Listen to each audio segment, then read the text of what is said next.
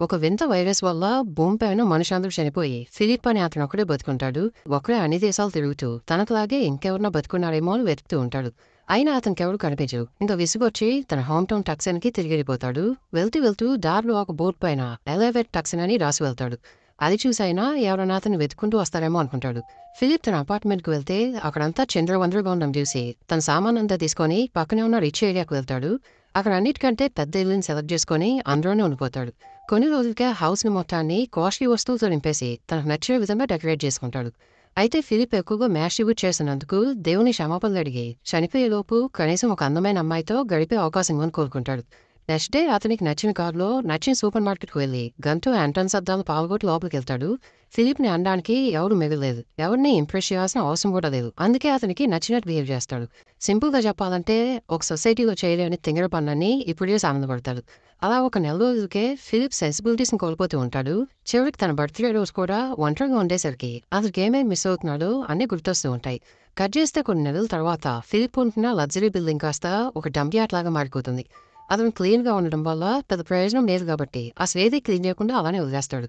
Philip స్నానం చేసి కూడా చాలా రోజులు అయిపోవడంతో అడవిలో జంతువులా బతికేస్తూ ఉంటాడు. ఇంట్లో వాటర్ సప్లై అయిపోతుంది. వాష్రూమ్ అంతా బాటిల్స్తో నిండిపోయి ఉంటుంది. అదంతా ఎవడు క్లీన్ చేస్తాలే అనుకుని బయటను స్విమ్మింగ్ పూల్నే టాయిలెట్లా మార్చేస్తాడు. చిన్నపిల్లల బాత్టబ్ని ఫుల్గా ఆల్కహాల్తో నింపేసి అందులోనే స్నానం చేస్తూ మెలకు వచ్చినప్పుడల్లా మళ్ళీ అదే తాగుతూ కొజ్జుడిపోతాడు. దగ్గరలో ఉన్న ఒక బార్కి వెళ్ళి అక్కడ బాల్స్ పైన మనుషులు మొహాలు గీసి ఒక్కో బాల్కి పేర్లు పెట్టి వాటితో ఫ్రెండ్షిప్ చేయడం స్టార్ట్ చేస్తాడు. నిజంగా మనుషులతో మాట్లాడుతున్నట్టే ఫీల్ అయిపోతాడు. ఇంకా రోజు రాత్రి ఒక బట్టల షాప్కి వెళ్తాడు. అక్కడ షోకేస్లో పెట్టిన బొమ్మను చూపించి అదే నాకు క్రష్ అని చెప్తాడు. నువ్వంటే నాకు ఎంత ఇష్టం, ఇలా చేయొచ్చా చెప్పంటూ దాన్ని బలవంతం చేస్తూ ఉండగా అప్పుడే ఆ బొమ్మ చేయి ఇరిగిపోతుంది. అది చూసి ఫిలిప్ హార్ట్ బ్రేక్ అయిపోతుంది. ఇంకా లైఫ్ మీద విరక్తి పుట్టేసి నువ్వు లేని జీవితం నాకు కూడా వద్దని చెప్పి కొండ మీద నుండి చనిపోవాలనుకుంటాడు. లాస్ట్ టైం తన బాయ్ ఫ్రెండ్స్తో ఒకసారి మాట్లాడేసి ఇంకా ఫాస్ట్గా ఆ కొండపైకి పోనిస్తాడు. అలా ఆ కార్ని క్రాష్ చేసే ఆపర క్షణాల్లో అతను సడన్గా దూరం నుండి ఒక పొగ కనిపిస్తుంది. అది చూసి వెంటనే ఆ కార్ ఆపేస్తాడు. అసలు కొంచెం సేపు తన కళ్ళను నమ్మలేకపోతాడు. వెంటనే ఆ కార్ వేసుకొని అటెళ్ళి చూస్తే అక్కడ క్లియర్గా ఎవరు అమ్మాయిని చూసేసినట్టు అర్థమవుతుంది. దాంతో ఫిలిప్కి ఒక్కసారిగా ప్రాణం లేచొస్తుంది. అమ్మాయితో టైం స్పెండ్ చేయాలని అతని కల ఇన్నాళ్ళకు నెరవేరిందా అనుకుని ఆనందంతో ఉబ్బి తబ్బిబ్బై కలిసి పడిపోతాడు. మళ్ళీ లేచి చూస్తే ఒక అందమైన అమ్మాయి అతను ఒళ్ళు పడుకోబెట్టుకొని అతని కోరికను తీరుస్తా అని చెప్పి లిప్లాక్ ఇస్తుంది. ఫిలిప్ ఆ సీన్ని బాగా ఎంజాయ్ చేస్తాడు. కానీ అతనికి ఆనందం ఎంతోసేపు ఉండదు. ఎందుకంటే అదంతా అతని ఊహ మాత్రమే. ఒరిజినల్గా అమ్మాయి అతను ఊహించినంత అందని ఏముండదు. తనకన్నా వయసులో ఉన్న ఒక పెద్ద అమ్మ జస్ట్ అతనికి సిపిఆర్ చేస్తూ ఉంటుంది అంతే. అసలు మనుషులు చూసే సంవత్సరాలు అయిపోవడంతో ఇద్దరికీ ఫస్ట్ ఆశ్చర్యంగానే ఉంటుంది. ఫిలిప్ అమ్మని ఆ అందమైన అమ్మాయి ఎక్కడా అని అడిగితే దానికి అమ్మ అమ్మాయి సంద తర్వాత ముందు నీ ఫ్యాన్ చూసుకో అని చెప్తుంది. యాక్చువల్గా ఫిలిప్ అన్కాన్షియస్ అయినప్పుడు ఫ్యాన్లోనే పూజేసుకుని ఉంటాడు. కానీ మనోడు దానికి ఒప్పుకోడు. అది యూరిన్ కాదు, జస్ట్ స్విమ్మింగ్ చేసిందే తెచ్చిందని ఎడార్లో నించొని చెప్తాడు. ఆ అమ్మాయి అది నమ్మకపోయేసరికి ఫిలిప్ ఒకసారిగా అగ్రెసివ్ అవుతాడు. దానికి ఆమె భయపడి గన్ తీసి అతన్ని దూరంగా ఉండమని చెప్తుంది. చివరికి మనోడు ఒప్పుకోక తప్పలేదు, ఫ్యాన్లో పోసుకున్నాడని. ఇద్దరు కూలయ్యాక పరిచయాలు చేసుకుంటారు. ఆ అమ్మాయి పేరు కేరోల్ అని చెప్తుంది. తను కూడా ఇంకేమన్నా బతుకున్నారేమో అని వెతుకుతూ ఉన్న టైంలో ఫిలిప్ రాసిన ఆ సైన్ బోర్డ్ చూసి అక్కడికి వచ్చానని చెప్తుంది. ఓ పక్క అమ్మాయి దొరికినందుకు ఆనందపడాలో లేక అమ్మాయి అంత అందంగా లేనందుకు బాధపడాలో ఫిలిప్కి ఏం అర్థం కాదు. ఫిలిప్ సరిగ్గా మాట్లాడడం కూడా మర్చిపోతాడు. కెరోల్ ఎప్పుడు అతనికి బాస్ సరి చేస్తూ ఉంటుంది. అతను వేసే జోక్స్ కూడా కెరోల్ కట్టమవు. ఇంకా మాటకి మాట సంబంధం లేకుండా మాట్లాడతాడు. కాసేపు మాట్లాడుకున్న తర్వాత ఇద్దరు సూపర్ మార్కెట్ బయలుదేరతాడు. దారిలో ఫిలిప్ రెడ్ సిగ్నల్ క్రాస్ చేయడం చూసి కెరోల్ అతనికి రూల్స్ ఫాలో అవ్వమని చెప్తుంది. రోడ్ పైన మనుషులు ఎవరు లేరు కదా, ఆపకపోయినా తేడా ఏముంటుందని ఫిలిప్ ఎంత వాదించినా కెరోల్ అస్సలు జరగకుండా మనం మనుషులేగా సో ఫాలో అవ్వాల్సిందే అని చెప్తుంది. ఇంకా గోల్ భరించలేక ఫిలిప్ ఒక సిగ్నల్ దగ్గర ఆగి చుట్టూ ఎవరు లేరు కదా అని చెక్ చేసుకుని మరీ వెళ్తాడు. ఇంకా సూపర్ మార్కెట్ చేరుకున్నాక కార్ ఎందుకు సరిగ్గా పార్క్ చేయలేదని మళ్ళీ గొడవ స్టార్ట్ చేస్తుంది. అసలు మనుషులే లేని ప్రపంచంలో కెరోల్ జాదస్ని చూసి ఫిలిప్కి మండి కార్ నేటను మా ట్రాపులకి పోనిస్తాడు. షాపింగ్ అయ్యాక ఇద్దరు ఫిలిప్ ఇంటికి వెళ్తాడు. అక్కడ ఫిలిప్ లైఫ్ స్టైల్ చూసి కెరోల్కి డిస్కస్టింగ్ అనిపిస్తుంది. ఆ ఇంట్లో 2 స్విమ్మింగ్ పూల్స్ ఉంటే ఒకదాన్ని టాయిలెట్ లాగా వాడుకుంటే ఇంకొకటి డంప్ యార్డ్ లాగా వాడుకుని ఉంటాడు. ఇంకా ఆ ఇంట్లో ఉన్న ఫేమస్ పెయింటింగ్స్, అరుదైన వస్తువులు అవన్నీ చూసి కెరోల్ అతన్ని దొంగ అని అంటుంది.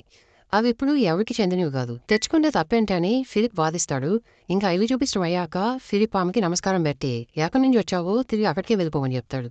నెక్స్ట్ డే ఫిలిప్ నిద్రలేసి చూస్తే కెరోల్ ఇల్లంతా సర్దుతూ ఉంటుంది. ఇంక నుంచి అయినా మనుషుల బతకడం స్టార్ట్ చేయాలంటుంది. వెళ్ళి ఇల్లు క్లీన్ చేయడానికి కావాల్సిన వస్తువులు తెమ్మని చెప్తుంది.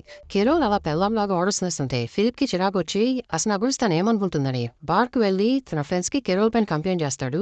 కలిసి ఒక్కరోజు అయినా తనేదో వైఫ్లా ఫీల్ అయిపోయి లాభం లేదు, తనకు డైవర్స్ ఇచ్చేయాలి అన్నట్టు మాట్లాడతాడు. నెక్స్ట్ డే కెరోల్ ఏకంగా ఫిలిప్పీన్లో షిఫ్ట్ అయిపోతుంది. ఫిలిప్కి అది అస్సలు ఇష్టం ఉండదు. ఆమె పంపించడానికి చాలా ట్రై చేస్తాడు, కానీ కెరోల్తో అంత ఈజీ కాదు. కెరోల్ వెటకారంగా ఏంటి న్యూట్గా దొరికిపోతావని భయపడుతున్నావా అని అడిగితే ఫిలిప్ దానికి సమాధానంగా తన ఫ్యాన్ టిప్ నుంచి ఉంటాడు. అది చూసి కెరోల్ వాళ్ళిద్దరూ బతకడానికి ఒక పర్పస్ ఉందని, అదేంటో కాదు వాళ్ళిద్దరూ కలిసి హ్యూమన్ పాపులేషన్ని పెంచాలని చెప్తుంది. కానీ కెరోల్ అంటే నచ్చని ఫిలిప్ ఆమెతో లైంగికంగా కలవడానికి ఒప్పుకోడు. కట్ చేస్తే ఫిలిప్ బయట స్విమ్మింగ్ పూల్లో లండన్ ఆస్వాదిస్తూ ఉంటే కెరోన్ అక్కడికి వచ్చి వాళ్ళ ఇళ్ళకి వాటర్ సప్లై వచ్చేలా చేసి వెజిటేబుల్స్ ఇంకా ఫ్రూట్స్ పండించాలని చెప్తుంది. ఫిలిప్ ఆ మాటలు పట్టించుకున్నట్టు బిహేవ్ చేస్తాడు. అతను కన్విన్స్ చేయడానికి ఒక ఫ్రెష్ టమాటోని తినమనిస్తే అయినా మనోడేం పట్టినట్టే ఉంటాడు. కానీ నైటే వచ్చి ఆ టొమాటోస్ అన్ని తినేసి వెళ్ళిపోతాడు.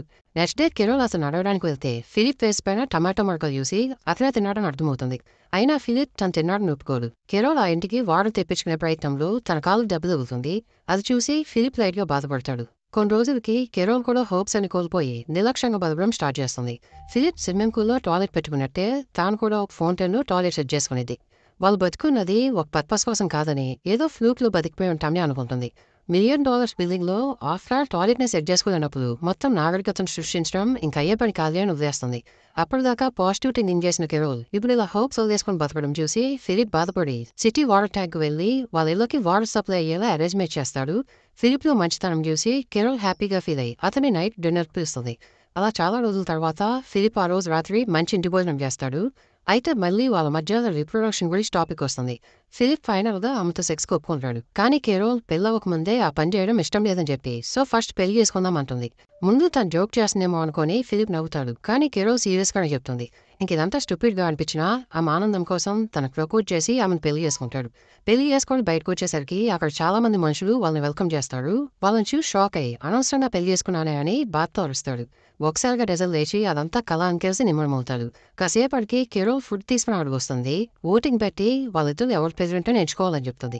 ఫిలిప్కి అదంతా అవసరం మీద అనిపించినా అతన్ని తానే అడాప్ట్ చేసుకుని యునానిమస్గా ప్రెసిడెంట్ అవుతాడు.